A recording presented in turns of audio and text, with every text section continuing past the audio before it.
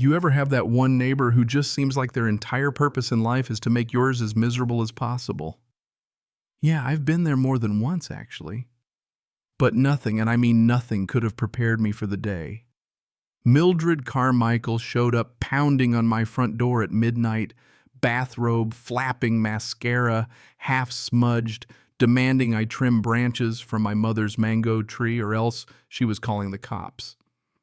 And of course, when I didn't jump to, she whipped out her phone, dialed 911, and delivered the most Oscar-worthy "I'm in danger" monologue you've ever heard. All because a single mango fell on her prized orchid arrangement. You know what I mean? This is Sunset Meadows, Lake Geneva, Wisconsin. The kind of lakeside neighborhood that looks peaceful on the outside, all sunrise reflections and coffee on the dock, but under the surface, drama waiting to explode. Let me back up a second. Name's Marcus. 35, former black hat hacker turned white hat cybersecurity consultant, which ironically is exactly the kind of skill set you want when your HOA is run by a dictator with a personal vendetta against fruit trees. My mom planted that mango tree years ago before she passed, and honestly, it's my favorite spot in the world. Early mornings, I'd sit under its branches, trying to find a little peace, a little forgiveness for all the damage I'd done in my old life. The tree was grandfathered in a rare exception in Mildred's perfect lawn kingdom. But that tree drove her crazy. It didn't fit her vision of pristine lakeside aesthetic. And trust me, when Mildred doesn't like something, the whole neighborhood suffers. The Fitzgeralds warned me, sweet couple been on the lake for decades, the kind of folks who slip you banana bread when you help fix their dock. She sees defiance where most folks see beauty, Mrs. Fitzgerald whispered one afternoon, and boy, did I learn how right she was. That night when Mildred pounded on my door, I almost thought it was an emergency. Maybe Mr. Fitzgerald had fallen, or a raccoon was terrorizing the trash cans again. But nope, just Mildred's face twisted in outrage, demanding I fix the monstrosity immediately or she'd involve the law. I tried to keep it cool, promised I'd clean up first thing in the morning, but she wasn't having it. Instead, she hit 911 right there on my porch, telling them I was a threat to community safety and violating all sorts of HOA rules. Honestly, I just stood there half asleep, staring at her like she'd grown another head. What Mildred didn't know was that the cops she called Johnson and Martinez were guys I'd worked with through my cybersecurity consulting for the Lake Geneva PD. Instead of hauling me away, they greeted me like an old friend, thanked me for a seminar I'd given on phishing scams, and left Mildred standing in her driveway, jaw on the floor, as they waved goodbye. But that wasn't the end, not by a long shot. Mildred was just getting started.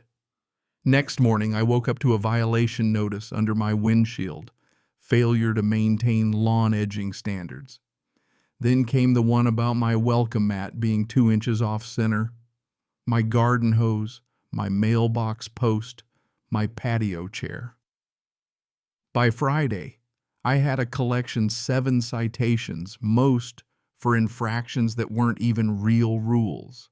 Mildred, it turns out, had been inventing bylaws for years, making up whatever she needed to keep her grip on Sunset Meadows. Now the old me might have hacked her Wi-Fi or left a little digital calling card.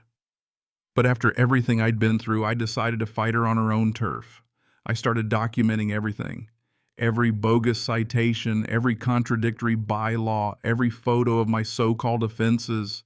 Turns out most of the stuff Mildred cited wasn't in the actual HOA guidelines at all. She'd been playing queen for so long nobody even noticed. Then came the emergency board meeting. Classic Mildred. She forgot to tell me about it, probably hoping to railroad me while I was at home watching Netflix.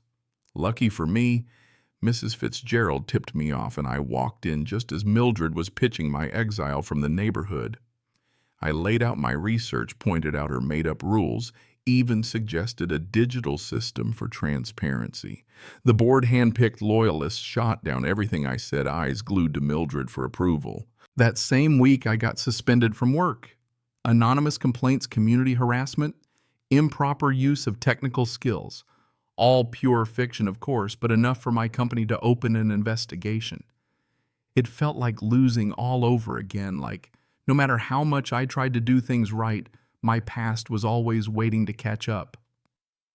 That's when I called Jake, an old friend from my hacking days. "Man, should I just cut down the damn tree and move?" I asked. He laughed. "You took down international crime rings, Marcus. You really gonna let a 60-year-old HOA Karen win?" Yeah, that stung a little. So I played the long game.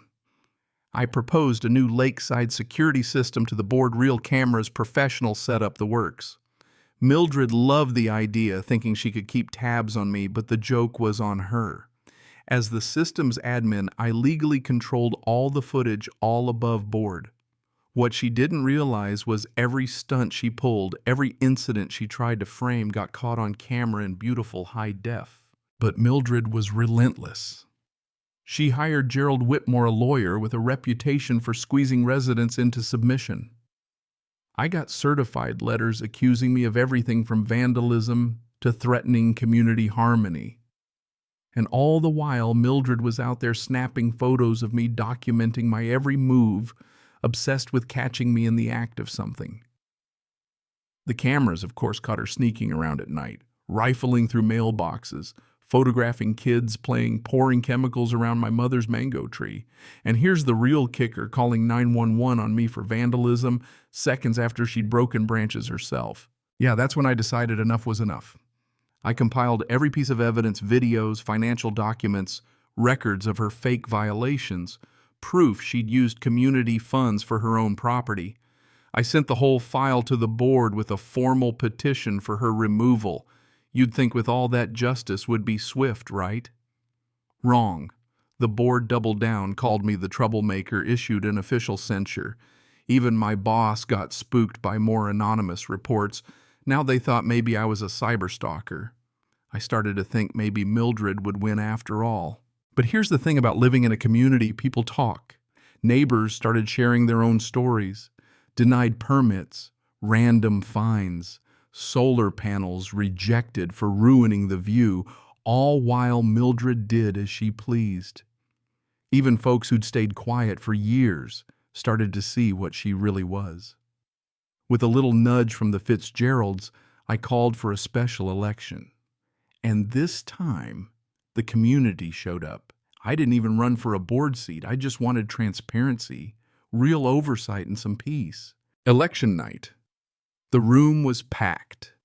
Mildred threw every accusation she could muster.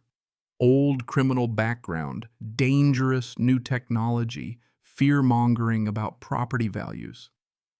I countered with fax footage of her stalking the neighborhood, the whole works. The vote wasn't close. 43-7, she was out. The new board started fixing what she'd broken. I thought it was over. 4 days later, Mildred retaliated with cyber attacks. Her nephew, Cody, some wannabe hacker, tried to frame me with doctored emails, fake posts, forged police reports. At first, it rattled me. My company ramped up their investigation again. Neighbors started whispering. That's when Eleanor Hawthorne called a woman Mildred had destroyed years before in a totally different city with the same tactics. She brought receipts, emails, records, proof of Mildred's lifelong pattern of manipulation and fraud. Now I saw the bigger picture. Mildred wasn't just a bad neighbor, she was a serial predator. I turned the tables, tracked Cody's amateurish hacks, traced everything back, and gathered even more damning evidence. Audio of Mildred hiring Cody, footage of cash payments, years of financial fraud, and her own surveillance system logging every step. At the next community meeting, Mildred strutted in, ready to drop her proof of my crimes. Instead, the room watched video and listened to audio of her plotting cyber attacks, paying for sabotage, and stealing from the HOA. People started dialing the police in real time.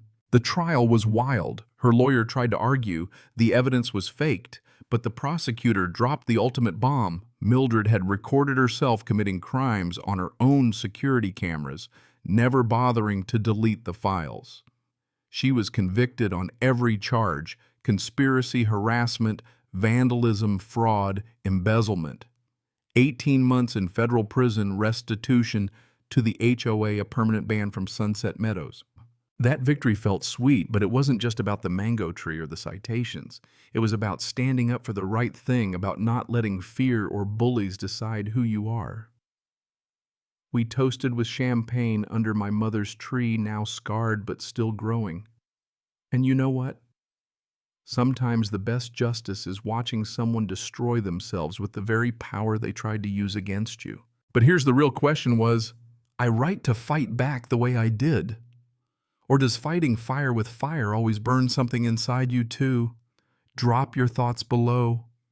Where's the line between standing up for yourself and becoming part of the problem? I want to hear what you think.